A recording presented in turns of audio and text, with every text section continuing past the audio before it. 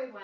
My name is Wendy Witt. I'm an immigration attorney in Dallas, Texas. I help people cross borders legally so they can live the American dream. I'm going live with you today to answer questions and give just a brief informational update about the Afghan humanitarian parole program in the United States, as well as to talk to you a little bit about seeking asylum in the U.S. And any questions you have, please post them in the comments. But remember, what I'm talking about today, this is information only. This is not legal advice. You definitely need to consult with an immigration attorney that you know, like, and trust before you take any action on any case or before you file any petitions for yourself. So, to bring you up to date on Afghan humanitarian parole, that humanitarian parole in the U.S. is a program where someone from overseas who's facing some type of immediate harmful situation can apply to the United States for a limited entry. It's usually restricted to 2 years, but sometimes can be renewed. And those cases are always processed overseas, and then I get a travel document to travel to the United States. Now, back in August, September, USCIS encouraged people from Afghanistan who weren't able to get on an evacuation flight to file these type of applications. And unfortunately, as it's turned out, that there are probably about 50,000 Afghan humanitarian parole applications still pending. Less than 200 have been approved, and several thousand have already been denied. What has happened is that U.S. Immigration Services has, even though they invited Afghans to submit these applications, they've later kind of gone back and said, well, that's not really how we're going to process them.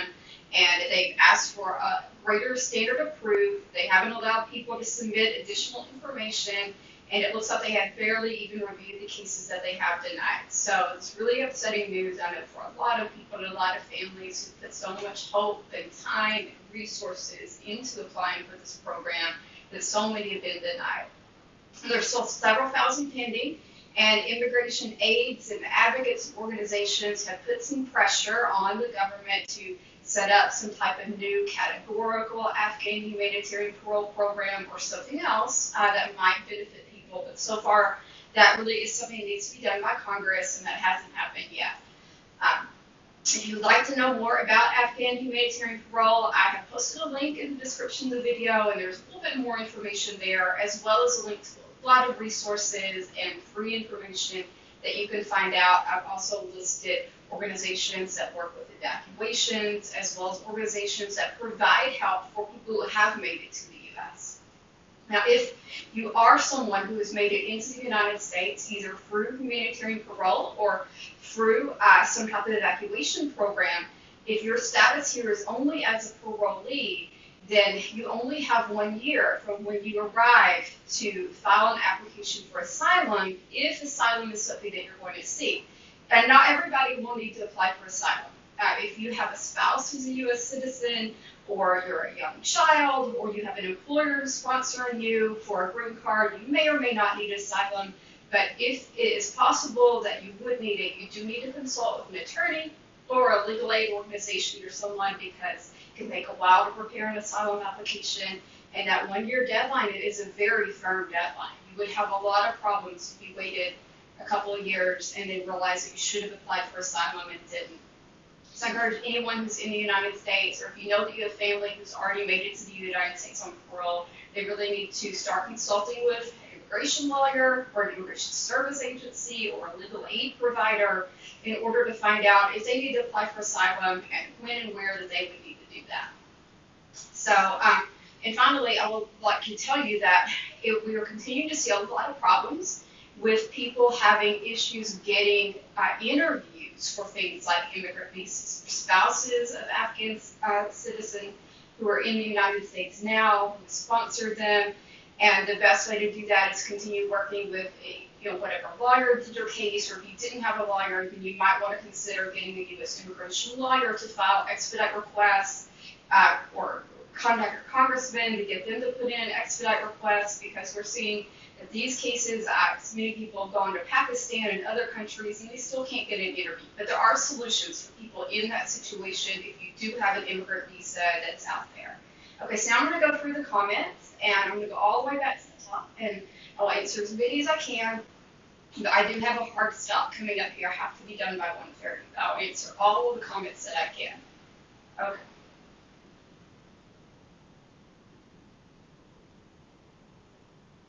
Okay, question from Ahmad. He passed an exit permit interview with the Ministry of Interior in Pakistan, and that interview is facilitated by the U.S. Department of State.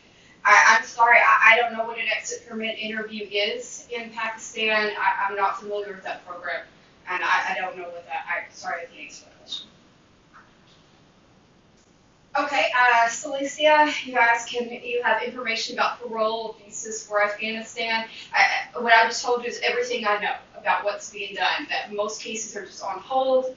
If you are interested and you think humanitarian parole might work for you, and it might work, so there will be a few cases approved, and the best way to do it is to work with an immigration lawyer so they can evaluate whether you have a good case for it, but also know that most cases are getting denied, and it might not be the best way for you to spend your resources and time. Ramesh is asking, talk about SIV applications. I do not handle SIV applications. I do not have any information about that program at all. If you do visit the website that I've linked in there, that there are several humanitarian aid resources there, and those will have SIV specific information there. So I encourage you to go there to get more information. Okay, David's asking, I-131, it's been 6 months. Yes, most cases are still pending. And there is no estimated processing time on how long to get a decision. And if you do have a case that's still pending, that may be good for you because at least it hasn't been denied. And that means there's still a possibility that it will be approved. Okay, Amadesh is asking about fiancé cases that are approved in the U.S. or in the NVC phase. Yes, if you have a fiancé visa case that was approved and that is awaiting an NVC interview, the best way to do is to work with your immigration lawyer to see if that interview can be expedited, as well as to think creatively about where to try to get the interview set.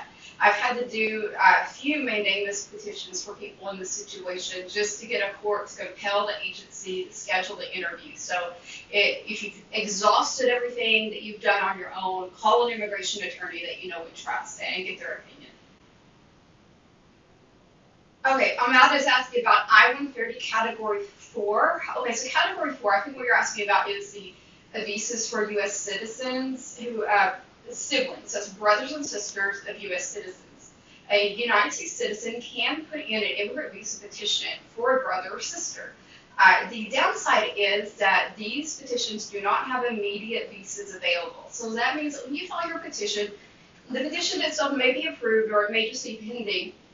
It is going to go into the backlog of all of the other cases. And the backlog for a brother and sister case is usually going to end up being about 20 or 30 years. So if your brother and sister just filed for you, you've got a couple of decades to wait, most likely, and there is nothing that you can do to expedite that priority date. You need to look at some other options. If your case was filed 10, 15, 20 years ago, then go check the status and check the visa bulletin. See if your visa case may be approaching currency, and if so, you need to apply immediately. Because you only have 1 year once the case becomes available. But most people are not going to be in that situation. That would be really rare to have a brother or sister who filed your case that long ago. Most of these people have filed the cases recently. There's not really anything that's going to be going on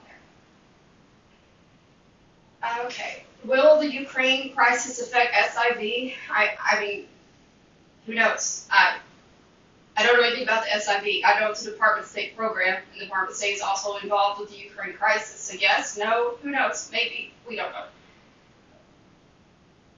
Okay. Procedures for evacuating former staff. I don't know anything about evacuations. If you want more information about evacuations, some of the legal services like Team America, I put those websites on the resource page. You can go there and find out more. But there's not a lot of information coming out. There's not much going on evacuation-wise, but there are a handful of flights that the Department of State is still doing. Okay, let's see. A lot of questions about SIV, and I'm sorry I can't answer this. All right, someone was asking how to get a HR letter from an employer for SIV. You need to find someone in that company and ask them to help you with that process. I'm assuming this is either for SIV or for a P1, P2, you've got to find somebody from the company. Try LinkedIn, try company websites, try calling anyone you work with, try everything you can. You're going to usually have to just do a lot of investigating and searching in order to find someone to help you with that.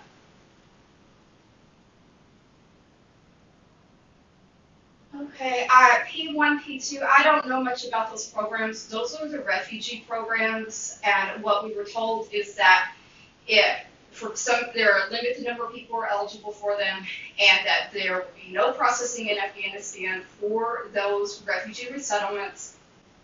And I know there's been email addresses and things floating around.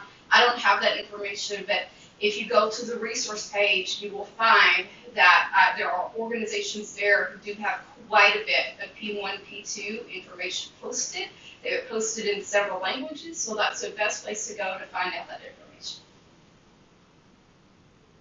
Okay. Good questions. Lots of people good questions. Someone's asking, why is U.S. not starting construction projects in Afghanistan? I don't think that will, U.S. is withdrawn from Afghanistan. I don't think we'll be starting any new construction projects there. So please, guys, don't put your names and don't put your case numbers in these comments. Yes, you may use your name, it may be your ID, but this is confidential information. Definitely don't post your phone number, don't post your email. Anybody could be watching this. You've got to keep yourself safe, so please don't post these details. It's just not safe for you, and nobody can help you with that, so don't post that.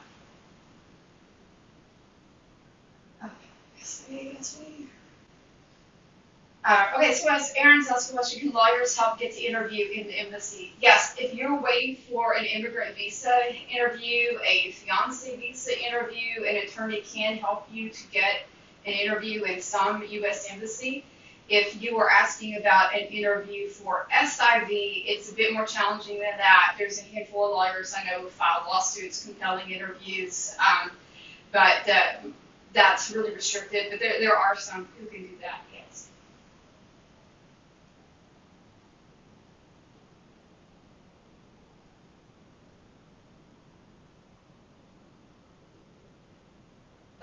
Someone's saying there's a problem with the sound. I'm really sorry about that. I'm not sure what's causing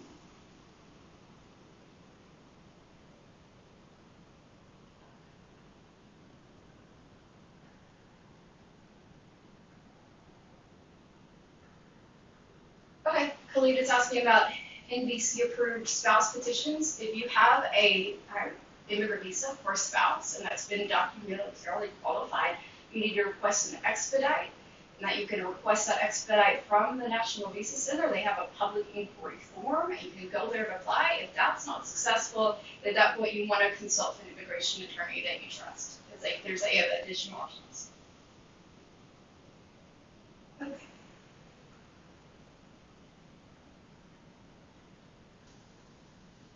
Okay, Jill's asking, how long will the humanitarian parole program take? We don't know. So many cases are just still pending. Several thousand have been denied already. Only less than 200 have been approved, and that's since August. So if the case has not had a decision now, there's no timeline. They have no cutoff. It'll take as long as it takes for the agency to respond to those, and it could be a long time. Okay, family of lawful permanent residents are waiting years and years, and Prince Safi wants to know why. Okay, so Safi, what you need to understand is that family members of lawful permanent residents, they're also called green holders, do not have visas immediately available most of the time. Instead, these cases go into a backlog. A certain number of visas are issued every year, and as those visas are issued, more people get to move up in the line. And if you are in a category where there are just a lot of people waiting, such as older children of permanent residents is one good example, then those cases do take a long, long time. And if it's because of a party date, there's just unfortunately nothing that can be done to expedite those cases. You need to look for other immigration options. Okay, Khalil's saying saying he's made it to the United States. He doesn't have anybody to stay with. Okay, well, it's great that you made it here. There are refugee relief organizations in most of the major cities, and that's who you need to contact if you are having trouble like that. And you can find these refugee resettlement resources. The resource page that I linked in the comments, just go there, go scroll all the way to the bottom, and there's a website where you can find the refugee relief organization nearest you. You need to call them up and ask them what they can do to help you. These local refugee organizations have gotten thousands of dollars in grants from the U.S. government. They have the money. You've got to reach out to them and let them know that you're in the town and that you are there on parole and that you need help. They're not going to come find you. You've got to go find them, but they're out there. Okay, Murray was asking about talking about United Nations. I don't know anything about United Nations employee stuff. I'm sorry I can't answer those questions. You will probably want to refer to one of the legal aid organizations that I linked on the resource page. They may have more information about UN agency relief and UN resettlement. Those are programs I'm not involved in. Okay, so now saying you applied in September for P2 and haven't received anything. I don't know anything. The P2, I know they set it up, they invited people to apply, but as far as where are they processing these, what countries is this going to be available in, who can you contact, we don't have that information. They never gave that to us. It's not clear that anything is being done. You may have sent in an application, and it may just be sitting there while they're setting this up, because it's not a program that already existed. It's something they are trying to put together, and that could take, and they will need to get funding for that, and that could really take many months. So P1, P2 was never meant to be fast. It's really, resettlement like that takes a long time. And we hope that they start moving things forward and get in touch with people, but it doesn't look like that's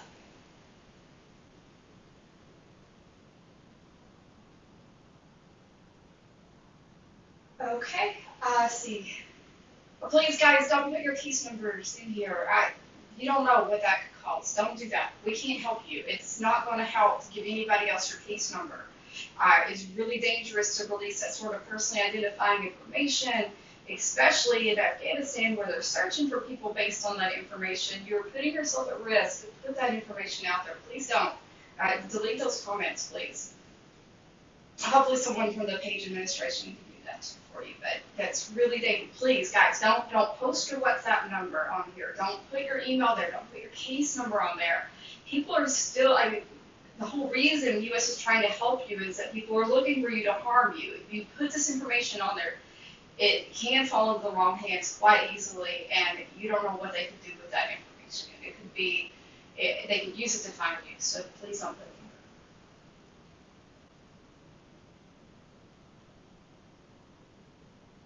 in. Okay, someone was saying, the U.S. Embassy restart in Afghanistan. I doubt it. I don't really see a way forward for the U.S. to have a diplomatic presence in Afghanistan.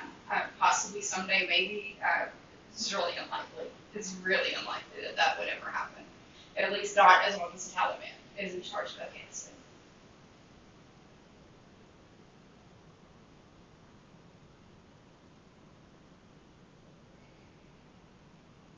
Okay, a lot of people are asking about Abu Dhabi camp situations.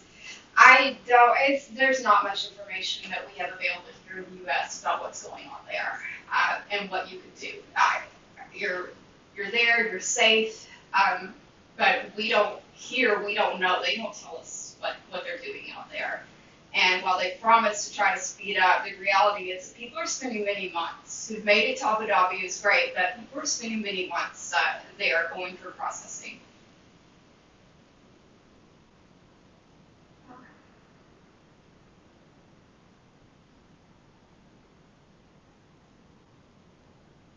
All right, someone is saying, okay, Zaid, you're saying Afghanistan's detained in the Abu Dhabi camp, leaving for the United States. I don't know anything. I can't confirm any flights. We don't have that information. They don't share that with us. And Afghanistan, you're not detained. If people are in the Abu Dhabi camp, they're there because they want to be evacuated. Someone could leave and go back to Afghanistan anytime. It is not a detention. It's not a jail. People are there because they want help from the United States. Someone is there and they don't want help. They're free to leave. They might not be released into UAE because that's a different country. But no one can be detained in the camps there against their will. They can either stay or they can leave. But it's not a detention center. No. It's dangerous to use those words. Okay, let's see. A lot of questions about SME. I'm sorry, I cannot answer.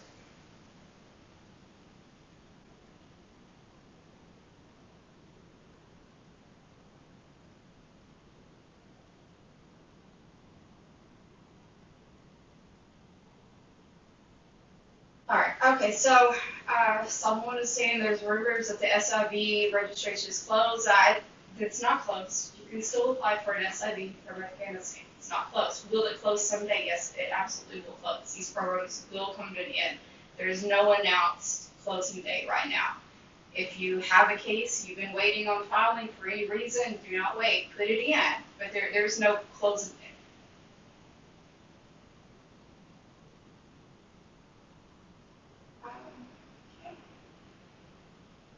He was asking about information about a spouse visa. So if your spouse is a U.S. citizen or permanent resident, they can file a petition for you in the United States, and then once that petition is approved, it will be documented processed here in the United States, and then scheduled for a visa interview wherever that you were able to go. Typically, they will not interview anyone in Afghanistan, and the embassy is closed. But if you can make it to Pakistan or another country that has a U.S. embassy, then you need to work with the National Visa Center. If you've already got a case out pending and it's still assigned to Afghanistan for some reason, you need to get it transferred. You get transferred to wherever you can actually go to an interview. And this process takes some time. There are opportunities to expedite along the way, but typically a spouse visa process takes a couple of years without any expedite.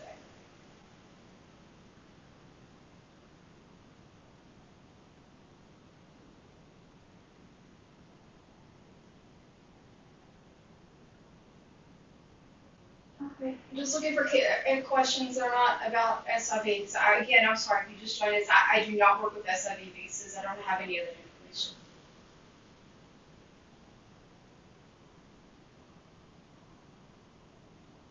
Okay. Article is asking that you have a boyfriend in the U.S. and you have a visa already to the U.S. If you have a visa, like a visitor visa to the U.S., you should use the visa and come to the United States and then explore your options once you get here. If you've already been approved for a visitor visa, you already have that visa, then you need to just travel and use it before it expires. And then once you get here, you can meet with an immigration attorney and they go over all of the options. If you can get a visitor visa, you have a visitor visa.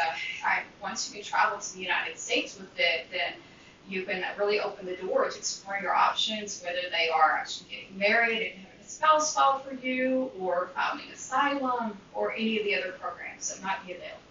There's often more than one for people who are able to travel by visa.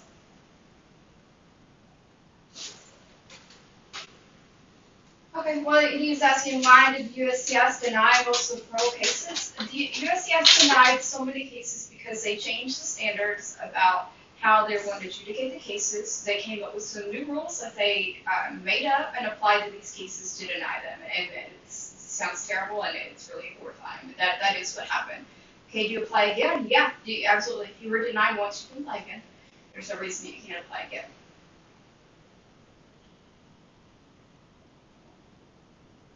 Okay, several people have asked about information about Afghan officers living in India and their immigration status. I don't know anything about Indian immigration.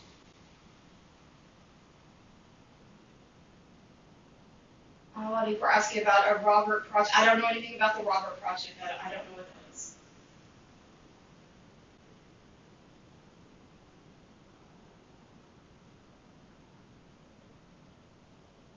Only got a few minutes left. I'm going to try to find, sorry guys, I'm scrolling here. I'm trying to find some questions that I can actually answer. Okay, it looks like some people are just spamming their questions. This is making it really difficult for me if you ask your question 10 times. So, okay, I'm going to do 2 more questions. I'm just going to randomly scroll through here. There's a lot of spam in the comments, so I'm having trouble finding some questions, but I'm going to just find 2 more.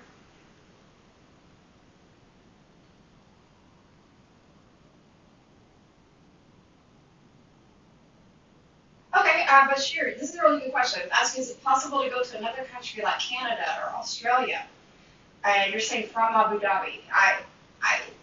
Yes, Canada does have its own immigration programs. Australia has its own immigration programs. And the best way to learn about those is to find information online through the Canadian or Australian government, or consult with a Canadian or Australian immigration attorney who can give you that information. Because U.S. is not the only country resettling Afghans.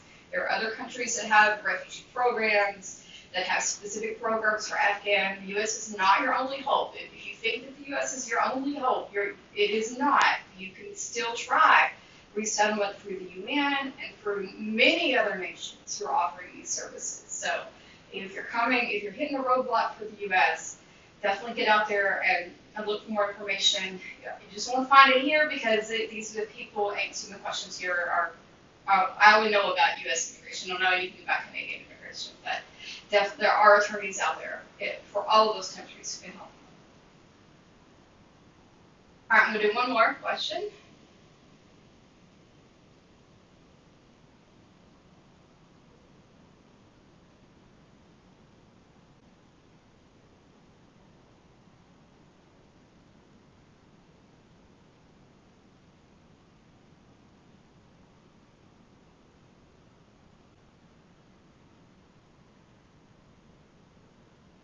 Okay.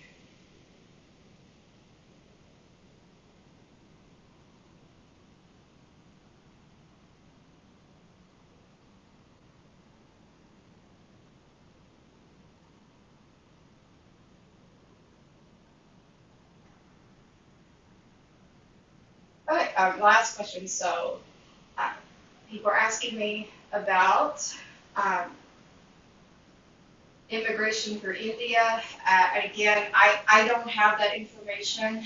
What you need to do to find that information is to go find a Government of India website and see if you can find anything about refugees or asylees there. If you can't find anything through the Indian government, then you should try the UNCHR. That is the United Nations Committee for Refugees. They have a collection online, and it'll have every country that has a refugee program and a link to finding out all the information about how you can sign up, how you can find information, what types of cases they take. You can find emails, phone numbers, websites, everything you need. So if you're looking to immigrate or as a refugee to some other country, the United Nations is where you want to start, and I'll go back and post a comment with that website link. Thank you everybody who joined me today. I hope some of this information is helpful, and I wish you really the best of luck with your cases, whether they're HP or SIV. I wish everybody to be safe, and I hope that you're able to get a case approved somewhere. So anyway, thank you so much. Goodbye.